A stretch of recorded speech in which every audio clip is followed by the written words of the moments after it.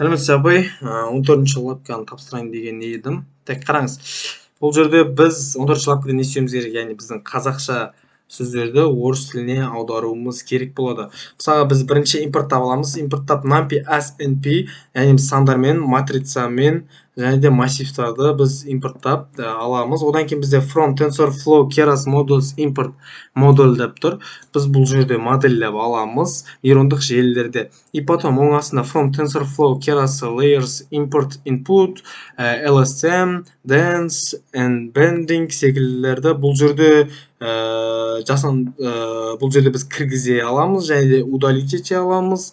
И dance дегеніміз ол көп нейрондық желілерді бір нейрондық желіге байланыстырып жібере аламыз. Одан кейін from TensorFlow keras processing text import tokenizer дегеніміз бұл жерде tokenizer дегеніміз бұл жерде сөздерді сандарға айналысады. Яғни Python бізде сөздермен жұмыс жасайды, бірақ олар сандармен жұмыс жасап оқи алады, сандар арқылы оқи алады. Келесі from TensorFlow keras processing sequence import path sequences дегеніміз бұл жерде біз максимальный, мысалға бізге максимальный қазақша болып тұрады, ал орысша одан аз болып тұрса, белгілі бір жетпей қалған аймаққа нөлдерді добавлять етіп отыратынды біз осы кітапхана арқылы, библиотека арқылы өңдеп шығара алатын боламыз. Одан кейін бізде астында cast-text және де root-text тұр. Бұл жерде біз олар арқылы өзімізге керекті сөйлемдерді жазамыз. Мысалға біз мен дүкенге бардым деген cast-textпен жазамыз, ал орысша болатын болса я ходил в магазин деп жазамыз. Бірақ бұл жерде біз бір түсінетін жайтымыз бар. Яғни біз орысшаға жазған кезде ол екеуін байланыстыру үшін бізге оның бастапқысына соус, ал соңына EOS дегенді байланыстырып ішіне жазатын боламыз. Одан кейін бізде келесі tokenizer пайдаланамыз, яғни сөйлемдерді сөздікке бөліп сандарға айналдыру үшін міне осы жерде екі кодты пайдаланамыз. Яғни tokenizer cas, tokenizer, яғни tokenizer бірінші қолданамыз біз. Одан кейін cast-text, міне cast-text, яғни cast-textті бірінші біз оны санға айналдырып аламыз. Одан кейін келесі ол бізде tokenizer ru, яғни орысшаны айналдырып алатын боламыз. Орысшаны айналдырып алатын боламыз. Source фильтрден фильтрге фильтрация етіп аламыз tokenizer-мен. Не себептен? Өйткені бұл жерде source арқылы арасындағы сөзді ұстап қалу үшін. Одан кейін оны қайтадан оны tokenizer-мен сөзді қайтадан сандарға айналдырып алатын боламыз. Сөздерді сандар жаңа матрица шығардық қой, біз басына numpy деп библиотека берген болатынбыз. Сол арқылы біз сөздерді енді сандарға болдық қой, соларды біз бір айнымалыға, яғни бір массивке жинауымыз керек. Ол біз массивке жинауымыз үшін міне осындай бізде кодтарымыз қойылады. Яғни cas sequence тең tokenizer, cast-text, to sequences деген секілді. Жаңа sequences дегенді айтып өттім. Яғни бұл жерде арасына 0 добавить етіледі. Сосын бізде max len cas арқылы біз бұл жерде ең үлкен сөйлемді тауып аламыз. Міне, ең үлкен. Қазақ тілінде болса да, орыс тілінде болса да ең ұзынды тауып аламыз. Одан кейін осы жердегі енді cas padded пен ru padded арқылы біз ұзындықтарын бірдей қылуымыз керек болады. Барлығын ұзындықтарын бірдей қылып келтіруіміз керек болады. Жаңа айтып өткендей ұзындықтарын бірдей қылып келтіру үшін біз егер жетпей қалса, мысалы орысшада елеміз қазақшада аз болып қалған болса, оған бірдей болу үшін сөзі нөлдерді добавлять ететін боламыз.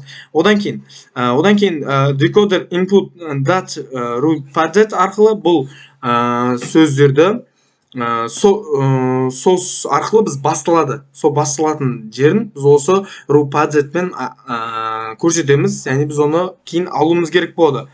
Келесі, одан кейін бітетін жері бар. Бітетін жері ол EOS-пен бітеді. Сол жерге дейінгі барлығын оқиды және де бір қадам алдыға жылжытып қою үшін осы recorder target z дегенмен пайдаланып боламыз. Одан кейін Одан кейін бұл сөздердің біз мөлшерін анықтау керек боламыз. Ол мөлшерін анықтау үшін мына келесі кодтар арқылы, яғни vocab size cas деген айнымалы ашамыз. Және де vocab size ru деген екі айнымалы ашып аламыз. Одан кейін оның ұзындықтарын табатын боламыз. И соңына +1 қосатын боламыз. Не себептен? Өйткені бізде бірінші басында Python 0-ден басталады. Біз негізі санауды мысалы 1, 2, 3-тен деп санайтын болсақ, ал бұл жерде Python 0, 1, 2 деп басталады. Сол себептен бұл жақта 1-ге көп болуымыз керек, 1-ге көп болады. Сол себепті +1 деген айнымалыны қосатын боламыз.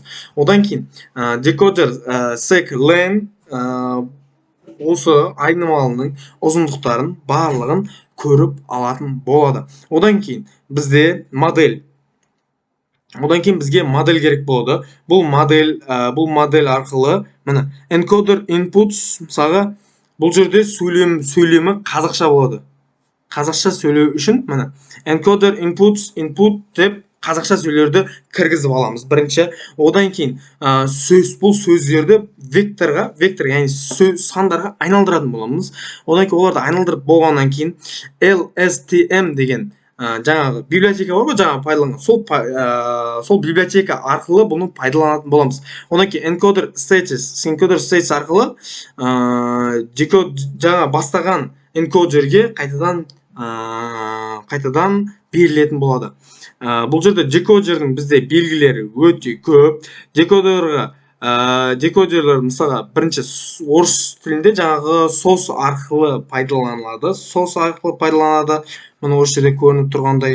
Одан кейін декодер арқылы біз сөздерді аударып ала аламыз. Одан кейін жаңағы LSTM арқылы бұл жерде біз сөзді шығара аламыз, яғни бұл жерде return қайтара аламыз. Осы жаңа нөлмен жеткізуіміз керек болады. Одан кейін decoder out, decoder dance, decoder outputs дегендері арқылы бұл жерде біз энкодердің күйімен анықтай аламыз. Одан кейін softmax арқылы әр сөзге біз ықтималдық, бұл жерде де ықтималдық болады. Бұл жерде де ықтималдық арқылы сөздерді оқып алатын боламыз. Нәтижесінде, осы полный нәтижесі арқылы әр қадамға ықтималдылық белгіленеді. Одан кейін модельді бұл жерде құрамыз, яғни бұл жерде қазақша сөздерді енгіземіз, және де декодерлерді енгізетін боламыз осы модельдер арқылы, яғни адам деп тұр осы жерде полный occurrence, яғни осы жерде декодерлерді полный кіргізетін боламыз. Яғни одан кейін біз оны оқытуымыз қажет, қазақша сөздермен оқытып, одан кейін жаңағы біз орыс тіліне сос және де use деген пайдаландық, солар арқылы біз бұл қазақшаны орысша аударған кезде болжай аламыз. Міне осы арқылы model fit, міне cas padded, decoder input dat және де decoder target dat, бұл жерде осыны болжап, міне бұл жерге де тағы да эпоха беріледі. Бұл жерде біз 100 эпоханы пайдаланатын боламыз. Қазірше запускать етіп қоя салайық. Соңына өйткені біздің 100 эпохамыз шыға берсін, 100 эпохамыз шыққаннан кейін толыққанды түсіндіріп беретін боламыз. Жауабы шығатын болады. Одан кейін осы жерде түсіндірдім. Және де бұл жерде аударма кезінде бір сөз болады ғой, бір сөзден басқа бір сөйлемге орысшаға аударатын боламыз. Бұл жерде жаңағы енгізу үшін біз input қайтадан decoder state input арқылы қайтадан кіргізетін боламыз. Input shapes арқылы қайтадан кіргізіп алатын боламыз.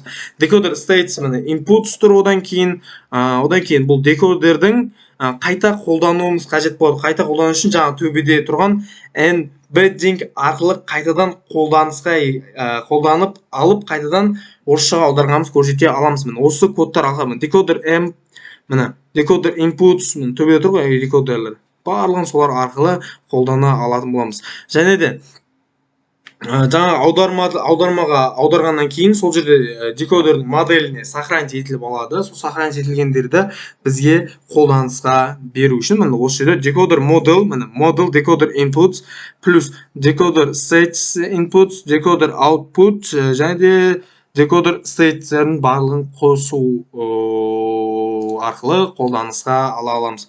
Одан кейін аударма функциясы, енді аударма функциясына келдік. Индекстерді жаңағы мысалы айттым ғой, сандармен жұмыс істейді. Бұл жерде сандармен жұмыс істеп, енді сандарды керісінше аударуымыз керек болады. Орыс тіліне аударуымыз керек болады. Міне reverse word index ru, яғни орыс тіліне аударуымыз үшін dict I word, яғни әр сөзді айналдырып алатын боламыз. Әр сөзді қазақ тілінен tokenizer арқылы қайтадан аударып алатын боламыз. Аударма жасау үшін міне бір функция ашамыз, def translate input sentence, яғни біздің сөйлемдер соған кіретін болады. Қазақша сөйлемдерді бірінші сандарға айналдырады. Міне осы функция арқылы, ең главный осы функция арқылы шығаратын боламыз. Қазақша сөздерді міне sec, tokenizer, cas, text to sequence, яғни оларды қазақшаларды сандарға айналдырады.